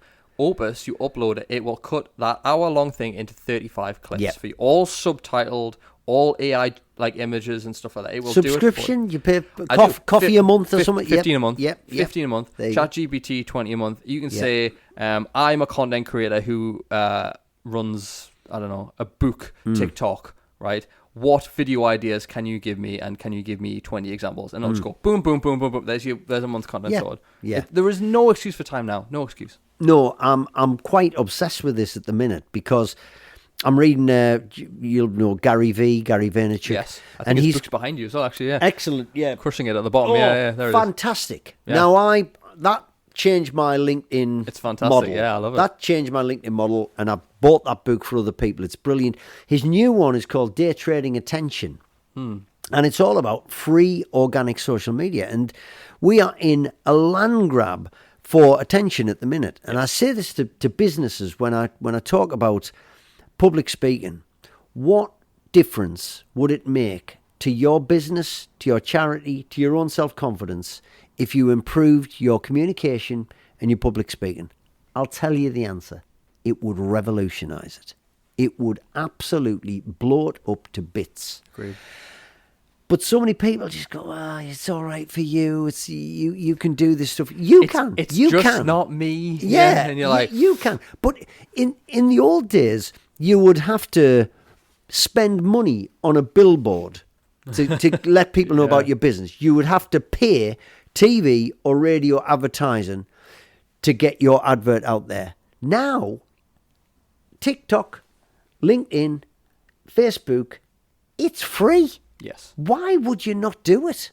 And even if you want to use paid ads, we use paid ads here. Yeah. You don't even have to pay more than £2 a day for thousands of people to see it. It's great. So. And also, you can test what works. So you do some LinkedIn posts, so you do some stories on Facebook, and see which ones do well, and go, right, well, that's safer to put the marketing, to pay a couple of, whatever, for that ad there will work. So you just do the bit that worked, but now put some money behind it. Absolutely. See what happens to it. Yeah. I mean, in terms of, obviously, what you just touched on there about, like, when we say, like, it's just not me, or, like, that's what I've always done, so I'm going to keep doing it that way. Your TEDx talk I want to talk about as well. So changing lanes. Yeah. So what I took from that was, you're not as stuck as you think you are. And that was the message that I personally took from it. I know there was lots of hidden meanings and stuff in that, which is a fantastic talk if you haven't seen it, guys. But in terms of, like, being stuck, like, when you communicate this to people, like telling people that they're not actually as stuck as you, like, for me, I could ditch all this, go and become a monk, take a leaf out of your book, and just leave all that behind, and it'd be a dramatic change. Yeah.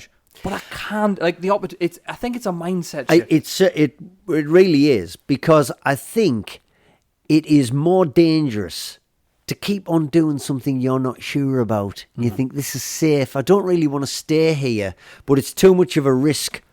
What would happen if this is, again, one of those stories that is shared a lot about people who've been interviewed in care homes at the end of their life. Yes. What do you wish, looking back, that might have been different? I wish I hadn't just stayed doing what I was doing. I wish I'd taken a risk. And so many people say that at the end. Don't be that person. Take the risk. And, you have to be careful. You don't want to jeopardize your house, lose your house or your family. Yeah. But there are things you can do just to test whether it could work. And I've taken some big risks, and it was a bit, I suppose, crazy or whatever, but honestly, if I'd stayed, I'd have been stuck. Yeah. And I see friends who are stuck, and I see friends who are, and usually it's, I wish I could have been a writer. I wish I could have been, you can be a writer and keep your job. Yeah. You don't have to sell your house to be a writer. Get something in the Reader's Digest. Get something in the People's Friend. Get something.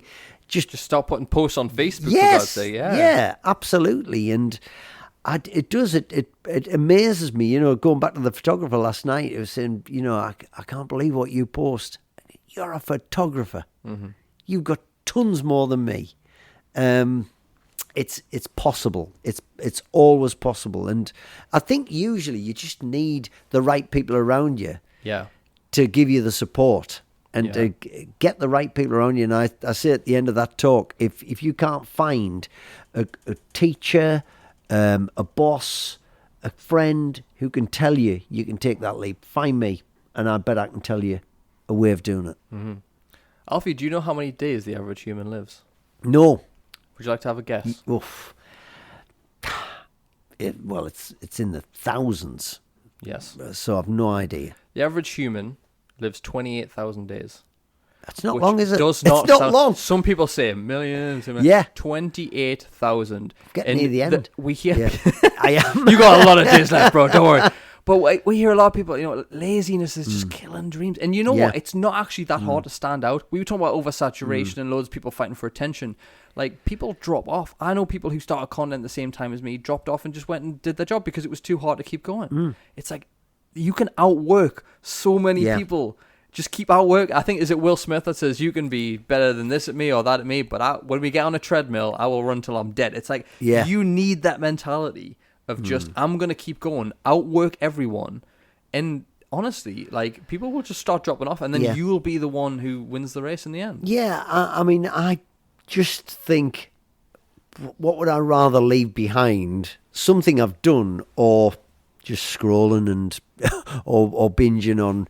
I do binge on Netflix. I do binge on stuff, but I usually try and do it with either my wife or my kids. So it's time spent together.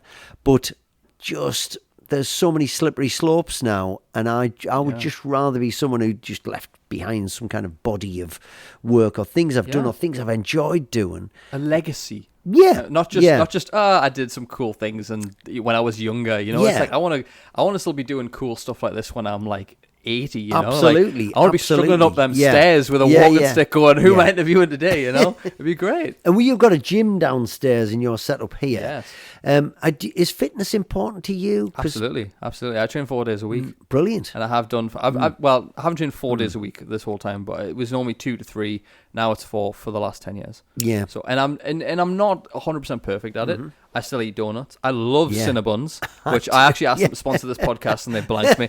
But, it is important, man. And I think it just makes you feel better. You're going to live longer. You look better. I mean, I look rough. I'm 29. I look like I've had a rough paper round, bro. But I've always looked older than I am, regardless. But fitness is massively important. And I think it just, like, you can tell a lot about a person by their body, and I know that sounds judgmental, but I think it was a Tony Robbins thing actually, and he was saying you can tell a lot about a person by how they represent their body. Like, he's like, I'm not going to do a business deal with someone who rocks up to me massively obese and doesn't take care of their personal image. He's like, because I can't rely on this person. They don't put the work into themselves. Why would they put the work into whatever business deal we're having?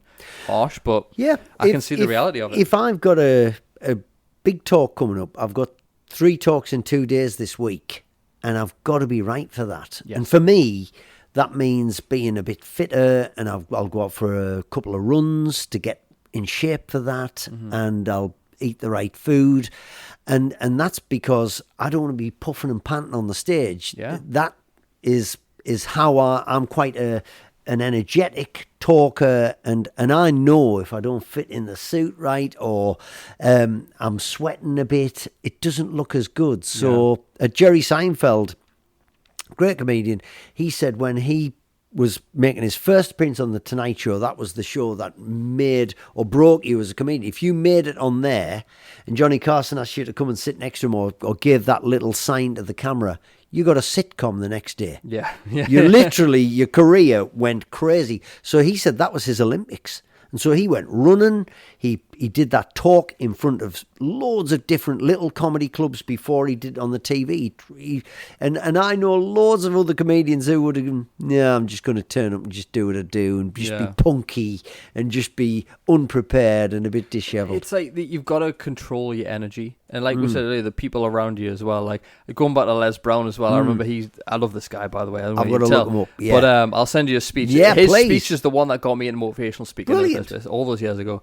And he says he tells a story. He was like, he did a show. I think it was a thing for like parents and children of a school. And he says, I was stood at the back at the end of the speech, and this mother came up and said, "Mr. Brown, I wonder if you can help my son. He's not motivated." And he said, "I wonder why." And it was because his mum spoke like that. She was just so. Yeah. But it's like, that's important, you know. Like, Yeah. If you're a parent, even just as a side tangent, if you're a parent, your kids are going to reflect your energy. Like, if you do not control your state and energy, everyone around you will not control theirs. Like, Absolutely. It's that you need to be the role model. Yeah, couldn't agree more. And I love going into schools. I've got a few children's books out, and I love going in and doing motivational speeches, inspiring speeches, and kids inspire me.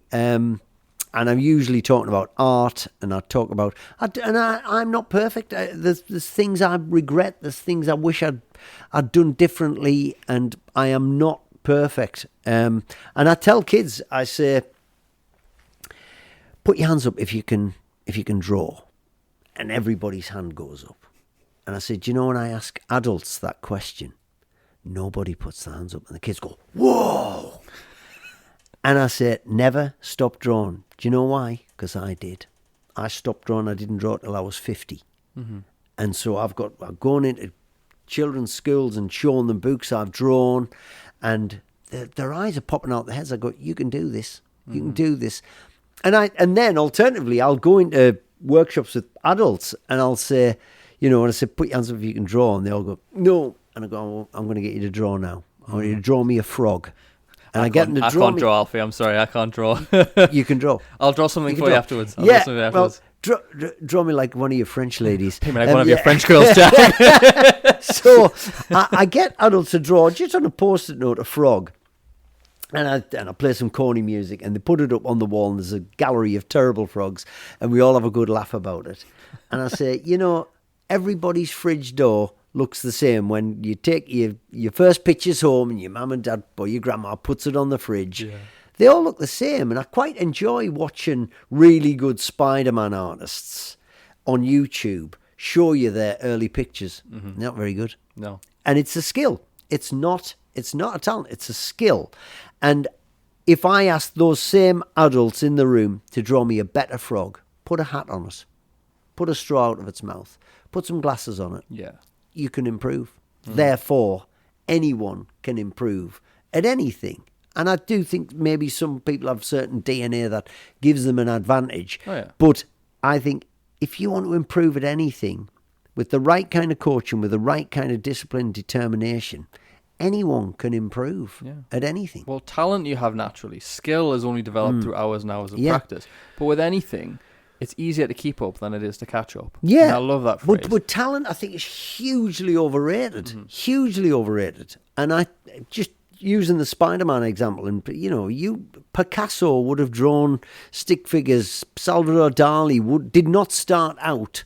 You've got to be lousy before you can get good. There's that story for Picasso, I think it's Picasso, isn't it, where he's in the market and the woman says, "Can you paint my portrait?" And he does it in like 12 seconds or something, and he's like, "Oh, that's like $6,000 or whatever. And Yeah, she's like, yeah. but it took you 12 seconds. He's like, but it took me 20 years to learn how to do this. You know? Absolutely. I love that story. Absolutely. It's great. Yeah, and I completely go along with that. Absolutely. Yeah. So in terms of the beginning of your career, I'm curious about, we'll jump back a bit. You said that you just took anything. Like, have you ever come to a point in your long career where you've said, I've done enough, or I feel like quitting? Or has there ever been a moment where you're like, I don't know whether I can keep doing this? Because you're obviously a lovely, humble guy. I love your energy. You've got a great sense of humor. Like, there must be a moment where you've thought, I don't know if I can keep going anymore. Yeah, I think what happens is, and this advice I would give, if you're trying to get into something or do something or break through somewhere, say yes to everything.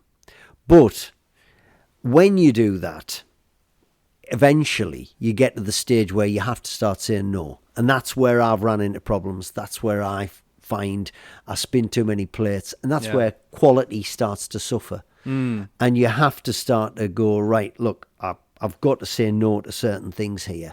I've got to, I'll give you an example. I got into art when a guy who saw me at a conference, I just drew some doodles, and he said, come to my gallery. I go to his gallery, and he shows me around. It's brilliant, and it was the Northeast Art Collective. It's closed now, but there's a warren of different corridors and little rooms here, and they're very quirky. And I got to the last room, and there's an empty space on the wall. I went, what's going there? He went, your pictures. I went, wow. I'm going to be a gallery artist. I said, what do I draw? And he said, well, draw about what you know about. So I drew some coal miners, and I drew landscapes and everything, and I filled a wall and became a gallery artist. But massively time consuming. Yes. Such a buzz, brilliant, tick the box. But I've now decided I can't do that now. Yes. I might do it in the future. I was lucky to do it once. I can still say I've done it, but it's a hard decision. Yeah. Somebody's invited me to do that, and it was potential. I was selling paintings, but it's so time consuming. I've got to go, that's not what I do now. I might do it later on. So it's but about... did you feel bad saying no? Yes, terrible. I'm very much a yes person, and I'll help people out. But you have to know what's going to get in the way and stop you doing the things that are important, and that might be your family and your friends. The problem is everyone thinks everything's a priority, and it can't be. Like, for me, it's like I was doing reels. Reels take ages to make, like to edit this, because obviously this takes a while to edit. And I was sat there and I was doing it every night of the week, because I was like spacing it out, and I was trying to fit in maybe an episode of The Sopranos every now and then. But it was taking up so much time, and I had to realize what's a priority and what can I delegate, because a lot of people don't think about it. So did you delegate that? I did. That's Carla, who is normally here. She's not here today. She's away in Sheffield. Damn you, Carla. But she's normally here, and she does the reels for me. She's so much better at it than me. I mean, she just has the passion for it, you know, and I was sort of losing that passion. So I was like, okay, if she's willing to take over and she does it better than me, why wouldn't I? And there's a little bit of an ego step down. There's a little bit of an ego step down where you have to go, well, I'm doing everything myself. I built this, you know, but it's like, at some point, you need help. You can't do it alone. The lone wolf starves. Absolutely. Love that. And I'm still got learning to do around that, and I still make mistakes around that, and I still try and do lots myself. But yeah, I'm a work in progress, and I make mistakes, but that is definitely right. I'd say yes till you have to say no. Yes. But you definitely need to say no at some point, and just go, I just can't do that. I can't do that. And the relief when you do say no sometimes is fun. You go, I felt better than I realised. I was awkward. And very often when you do say no, the people you say no to go, oh, it's fine. We'll move on. We'll just get somebody else. It's not as big a deal. It wasn't all about me. Well, you forget you're not the centre of everyone else's world. And it's sometimes hard. Devastating. You're like, what do you mean you don't? Like, I remember I bumped into an old school friend, and I'd been doing, I think it was only like last year, and I've been doing this a couple of years. And they were like, oh, what are you up to? I was like, oh, I do the podcast. I was like, what podcast? You make videos? I'm like, I've done this for like 8 years. Where have you been living in But you forget you're not the centre of people's world sometimes. You know? Exactly. It's a funny situation. I've found that out all along. Nobody really cares. Do you get recognised often or not? Because obviously you've been on the radio, your face isn't out there as much. So do you get recognised much? Well, interesting. I did this a dinner at the Six restaurant at the top of the Baltic the other day, and I was interviewing the guy who runs TEDx, Herb Kim, who's brilliant. He'd be good on your podcast, actually. Nice, He'd put me be in great. touch. Yeah, absolutely. And Herb is this kind of chilled American guy who he's the most unlikely figure to live in the northeast of England and curate all of these TEDx talks in Manchester, Liverpool, and Newcastle. In Gateshead, but he calls it TED Newcastle. And so I was interviewing him in front of 20 entrepreneurs, very successful business people, and to my left there was a woman called Yvonne who's run a very successful business, and I think it was Jamie to me right, and I would never have thought they would have listened to me on the radio, and both of them said, really miss you on the radio, I used to love listening to you, this was my journey to work, I listened to you then for all of these years, and I would never have thought they'd listen to me. But I do meet listeners regularly, and but loads of people don't know who I am. But last night I was at this ball, and this woman who used to send messages every day was there with her husband, and she's quite a quirky character. She's a lovely woman. She had a pet cat died, and she had it stuffed and put in the house, and it was, really interesting person. Their own, yeah. Each their own. But she was a lovely listener and listened regularly and listened every day. You send messages every day, and saw her last night. Oh, I love it. Yeah, very nice. You were like the celebrity crush. Well, yeah, it's bizarre. You don't know the difference you make when. I think that's where radio and podcasts and audio is really powerful.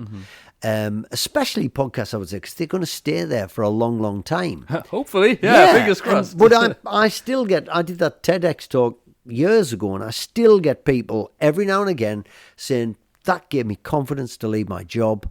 That'll do me. That will do. That is massive. What I loved about your TEDx talk was how relatable you make it, because it wasn't just, oh, here's all the cool stuff I've done, take what you want. It was like you kept reiterating the point of where you came from. Absolutely. I think if a coal miner's son without any special advantage in life can change his mind and try some new things and try some different things and be a bit of a fish out of water, I am absolutely convinced anyone can. Absolutely. Anyone can. I'm not special. I am absolutely not special. And again, I think talent's overrated. Every time, especially in speaking, every time I've tried something new, I was rubbish at the beginning. Yeah. I was not a good comedian at the beginning. I was not a good keynote speaker at the beginning. I was not good on the. I was terrible on the radio when I started. Really bad. And my boss said, the stabilizers are off. You're going to have to get better. Yeah. There's questions being asked about why I brought you here.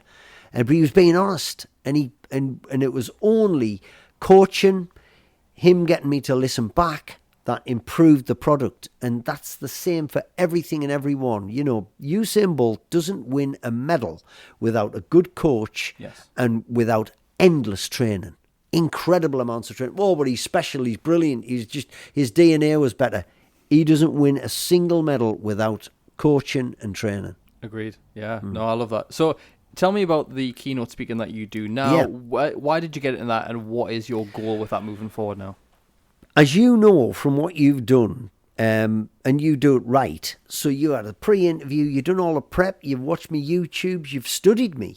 Yeah. That's a lot of work.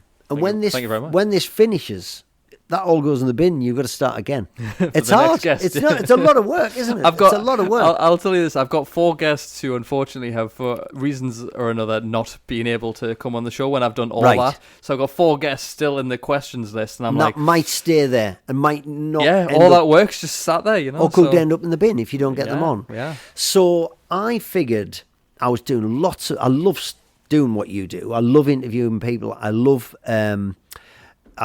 researching. I love the format of a panel, or trying to generate excitement when I've got 3 guests or whatever in a live situation.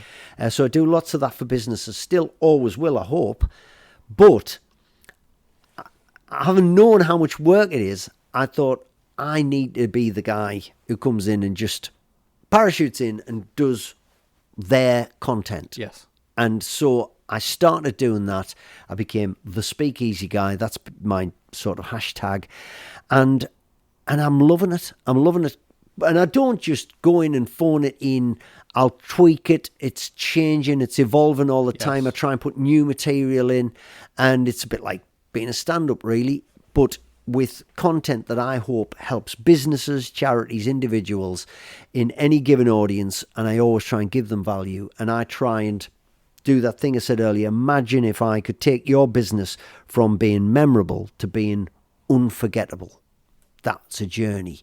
I want to take some companies on or individuals on by improving their public speaking, giving them tips from everything I've learned in the last 30 years. Yeah. I didn't think of myself as an expert, and then someone else pointed out a guy whose podcast I was on, Martin Wardle, business podcast. He went, "You're an expert in communication." I went, He went, "Stand up, 25 years plus, radio, 15 years at the BBC. You were giving sermons in cathedrals before that, and I never thought of that." And I went, "Right, yeah, you're right. I might not have a certificate, I might not have, but I've got the air miles." Yeah, no, it's funny in terms of like because I always say communication is always key, but people don't care what you know until they know that you care, and I think a lot of people make that issue of like wanting to. I can't remember who it was. Was it Eckhart Tolle said, "Seek first to understand, then to be understood"? Well, I think I'm not sure. And it's like most people just want to be in the fit, like buy my stuff, listen to me. It's like understand who you're talking to. Who's your target market with it? Who read the room, basically, you know? You tell stories better. Yeah, you don't tell jokes at a funeral, you know? Yeah, it's like, you got to read the room. But you'd be surprised, and I'm sure you found this too, how many people just missed some of the basics of communication. All the time. And again, I've made all those mistakes, and I share those mistakes. Well, you wouldn't be a master if you hadn't made those mistakes, would you? And my first keynote I gave, I went on stage after the guy who was on before me fell off the stage. And I didn't know. He was hurt. Yeah. So I just thought it was a funny incident. So the organisers came, it was in Edinburgh, and they said, the guy who was on before you fell off the stage. So they had a tech guy putting white tape down on this black stage and don't go over the white line because the last guy fell off. Yeah. So I walked on stage, thought, I've got to make a joke about this. So I said, Derek, who was on before me, joins us live now from Edinburgh Royal Infirmary. And everybody looked at the screen. I thought it was a good joke. And everyone looked at the screen, and obviously he wasn't there. I went, "I'm only kidding." And they didn't laugh. And I thought, I didn't know. He was in the hospital. He'd hurt himself, properly hurt himself. And it wasn't like that was you being framed funny moment. He'd hurt himself. So I had to dig, also at the same talk. I didn't realise till I started getting a few Q&A bits going at the end. There were quite a few Italians, Greek people, different European countries represented. Different sense of humour. Different levels of English. I would have delivered the talk differently. And I always try and do research on who's going to be in the audience, who's going to be there that might not get it. I want to give something to everyone. And so that's part of your job, I think, is to find out who's going to be there. Yeah. So in terms of what you talk about in these keynotes, obviously you want to help it. What is it the main thing you want to help businesses and speakers with? I think one of my main messages is share your medals. We're not good at it in this country. Most of these books about this brilliant stuff are all Americans. They're great. When's your book coming out, Alfie? Well, I've started writing it. I've started writing the Speak Easy Guy book, and at some stage it'll be out. But it's all about getting better at sharing your medals, talk about what you're good at, get better at pitching your business, telling the story of your business, and very, very often the best interviews I think I've done, people always say, "Oh, you've interviewed Oscar winners or pop stars or whatever, politicians," but I think founders are very, very passionate about their business because their life's on the line. Yeah. And Colin Firth, he might make a dud of a movie or a good movie. It's a big collaborative process. A business person, their life's on the line. Yeah. It's on the show. So they're so passionate. They want it to work. Getting them to communicate that is where I come in and try and get them to get that message out there and sing about it from the rooftops. And also add a bit of colour to your storytelling, to your social media footprint. Get better at telling stories from your past. Sometimes that can really connect with your business message. You don't want to overbalance it or imbalance it. It's about getting it right, but sometimes it can just a bit of colour, varying your content. I'm passionate about all of that stuff. It's funny that you mentioned the joke about the guy falling off stage, because I remember I'd done a couple speeches and then I was like getting a little bit cocky with it, and I thought, I have a very dry, dark, twisted sense of humor, Alfie, right? So anyway, the bit that I mentioned before about knocking on the doors, I took from Les Brown, right? And I thought, I'm going to put a spin on this. And I talked about it, and it made sense when I was talking about it. But then I added a dry joke about like knocking on the doors, and I was like, and eventually someone will answer. And I said something like, and it'll be a Jehovah's Witness, right? And nobody laughed, not even a grin. I was like, I'm never, ever doing that bit again. And it just tanked the rest of the speech, but I learned my lesson, You do. And people are always scared of public speaking and putting their passions out there, because it's like, I think I've read somewhere that most people would rather literally die than do public speaking, because it's the embarrassment, they can't handle the rejection. And I think public speaking and comedy, when you've just got all these eyes staring at you, I feel like comedy is a little bit easier to judge, because if people aren't laughing, you got to twist it. But do you know what's interesting? I mentioned I was talking to Herb Kim, who curates the lineups for TEDx in Manchester, Liverpool, and Newcastle, and he said that the best speakers very often are introverts, and not the cocky, loud, brash types. Usually, he said, overcook it or overplay it. And I've seen that as well. And sometimes the more interesting people are the shyer types. And if you can pry something out of them or get them to be able to tell a story, it can be very, very captivating. And I remember getting ready to watch one of Herb's conferences, is Thinking Digital at the Glass House. And the best speaker was the shyest speaker in the room. And it was Nadia Finer, who wrote Shy and Mighty, a very timid type of voice. And she talks about that. And then she talked about shyness being a diversity. I'd never thought of that. But if you think you've got 10 people in a boardroom and the brash people are the ones who get heard, the shy person's being left out. If that was about skin colour or mental health or something, you would be wrong to leave a demographic out. But shy people are being left out a lot, and shy people have a lot to say, and they take in a lot more because they're listening a lot more. They're using their mouth and their ears in ratio, And interestingly, I'm an introvert. I did a Myers-Briggs personality test. I did one years ago when I was trying to be a priest, and I was off the scale extrovert, and I was so annoying. I must, I look back and think, I was loud. Here I am, I'll do something. And after I did that test, I was so much more aware, and I worked from my shadow side. And the next time I did a Myers-Briggs personality test was when I was getting ready to do the breakfast show with Charlie Charlton. And I was an introvert. Now, people go, you're never an introvert. You can speak in front of loads of people. That doesn't matter. That doesn't make you an extrovert. If I'm in a round table of 10 people at a dinner where I'm about to speak, I can't stand that bit. Yeah. It's one conversation. I've got to be business people going, and how long have you been doing this? And I want to shrink. Yes. And I can't wait to get on the stage to escape that sort of one conversation, 10 people situation. That's where I feel very introverted. It's a scale though, I think, because I'm an introvert too. And people say, well, you've got a podcast. And I'm like, well, what happens is after I do a podcast, I am myself up because, I want it to be, I don't want to come with, hi guys, this is Alfie Joey. I've got to be enthusiastic. You're on. And then, but when I go home after this, I'm going to be knackered. I need a nap. I need some food and I need a nap, because extroverting and introverting is just where you draw energy from. It's not necessarily the output that you get. It's where you draw energy from. But I also think doing any kind of personality test like that is useful, because awareness is crucial in so many facets of life. And some of the people you meet who you find difficult, it's usually because they haven't got good awareness. And awareness in public speaking is crucial. Yes. And the only way you get better is by listening back, looking back, scrutinising what you've done.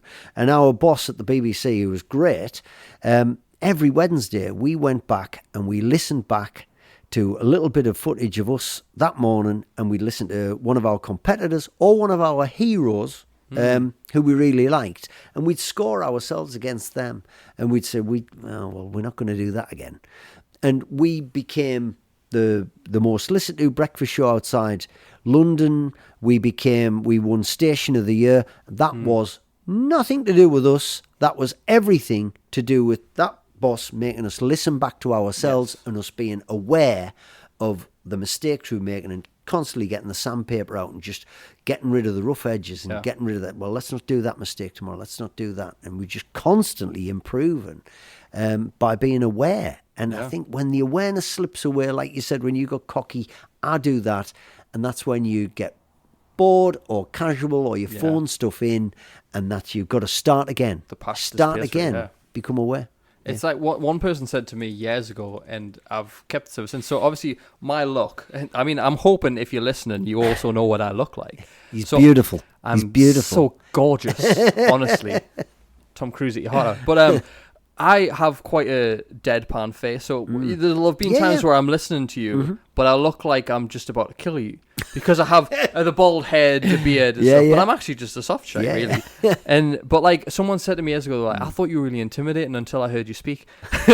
So now I'm very much aware when I speak to people, I have to put inflections in my voice. I move my face quite a bit, because I don't want, like, especially, it's the eyebrows, isn't it? Because I've got, I don't know where I got this from. I think I took it from like Peter Capaldi or something, the eyebrows, you know, like this. Because I've got a big, I always frown for some reason. And it's just the way my face is. But I have to be aware of it. But you're like, aware. Eyebrows, you know, that old Cadbury's advert with the eyebrows, you know. But it's that awareness, you know, and it sounds like a lot of work, but eventually it just becomes second nature to do. So Alfie, mate, one of the questions that I ask everyone at the end of every interview, and I don't know if you've heard this before, but it's a question that you can answer however you want. I'm sure I know the answer to this, but I'm always surprised by what comes out. So the question is simply this: do you consider yourself a success? I think success is nothing without significance. So if you judge success by, I've got money in the bank, what's the point in that? To me, that means a lot to some people. Yes, and that is a big tick in the box for some people. But unless you've made a difference to other people, I don't consider it successful. And I always try and tie success to significance. So someone asked me recently, what would you deem to be your greatest success? And I very quickly said, probably doing the radio during COVID, where we made a difference to lots of people. Doing a TED talk about, go on, take a risk. When people have come up to me and said, that talk gave me courage. Kids in a school, when I do a school, and some of the kids linger about and go, I'm going to draw a kid's book now. I'm going to draw a book now. Yeah. That to me is where I've been successful, where I've made a difference, where I've been significant, where I've left a little bit of myself, or I've made it possible for someone else to think things are possible for them. So you agree you are a success then? On those occasions where I've been significant. Cool. Excellent. I'll take it, mate. I'll take it. I've loved this. I've loved it too, mate. Thank you very much for coming on. I'm glad we finally got to do this, because you've been on my radar, like I said, for so long. And obviously Emma spoke highly of you, and then everyone that I mentioned your name to who's listening to the radio, like, oh my God, yeah, shit, you know what I mean? But what have you got coming up that people can attend or might want to tune into, listen to, whatever? I've got lots of keynote speeches coming up. I've got 3 in 2 days this week, which is quite a lot. And I'm coaching people, and I'm helping people in their companies or in their private life with public speaking skills. Yeah. And I'm also designing, not far from here, the Customs House Pantomime. I'm drawing their sets, and I'm drawing their the costumes for the sets. I've been doing that this week as well. But that's all in the background to my speakeasy guy life. So follow me on LinkedIn, and that's my main. I do Instagram and TikTok, but I'd say LinkedIn is where it's at for me. That's where my best content is. Absolutely. Although I would say, unless you're posting the suits that you've been wearing Well, on LinkedIn, I would say TikTok's the place to follow Alfie. But Thank there you go. very much. Yes, you will see this jacket in Master Debonair in Bolden. But yeah, listen, thank you very much, Aaron. I've really enjoyed this. No, I appreciate you coming on, Alfie. Thank you very much. And as always, guys, if you like this, please, wherever you're listening to it, there will be an option to like it, comment, or leave us a 5-star review on Apple or Spotify. And the reason for that is it just pushes us to new audiences, because podcasts with one view, one like don't get very far, but we're quite good now. We've got quite a good solid reputation on Spotify, so please, 5 stars, Alfie. No 4 stars, right? I'll do that. 5 stars, success and significance. Exactly, guys. But until the next episode, take care.